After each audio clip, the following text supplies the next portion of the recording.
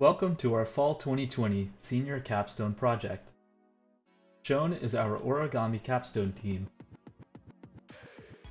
The Comprehensive Nuclear Test Ban Treaty Organization, or CTBTO, was formed in 1996 by 184 signatories. CTBTO implemented an international monitoring system, known as the IMS, and hopes to detect any nuclear detonations around the world. The IMS consists of multiple types of data collection systems, including seismic, infrasound, hydroacoustic, and radionuclide. Our capstone project is focused on the radionuclide data collection systems. Airborne radionuclides are dispersed throughout the world by means of natural wind patterns. Through referencing the location of your radionuclide sample with local weather patterns, as well as other data collection sources within the IMS, CTBTO can roughly estimate the explosive yield and location of a nuclear detonation. These machines are called RASAs for short. We teamed with PNNL and CRIARI to create the material handling subsystem for a new generation of RASA. After nearly 2 decades of research on behalf of our sponsors, they proposed 2 key upgrades. The first is to change the medium to aluminized mylar, what a mylar balloon is made out of, and secondly to implement a dual detector system. Thus, RASA 2.0 will have a much higher sensitivity and sampling frequency. These new upgrades mean that a RASA 2.0 will require a material handling subsystem to transform the sample into a useful shape placed between the dual detectors. Our handling subsystem will receive between 20 to 40 sheets of aluminized mylar from an electrostatic precipitator, or ESP for short. This long and narrow collection of mylar sheets must be folded in a way, hence our name Origami, to end with a final sample size of no larger than 10 by 10 by 2 centimeters. Here is the current RASA and its working method for reference. Here is Origami's RASA 2.0 material handling subassembly.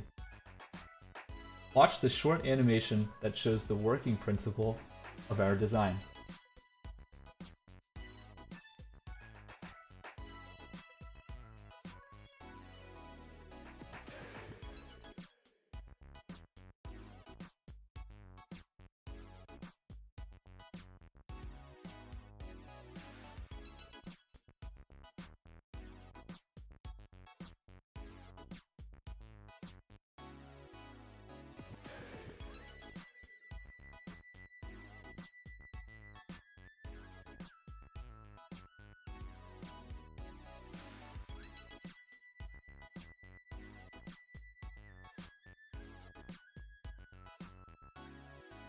First, we accept the feed of continuous mylar from the ESP into a set of compression rollers.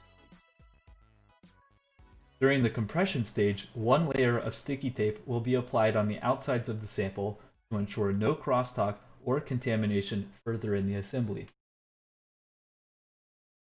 After the driving rollers advance the mylar far enough into the system, the rollers will stop and the mylar will be held in place using 2 rubber clamps.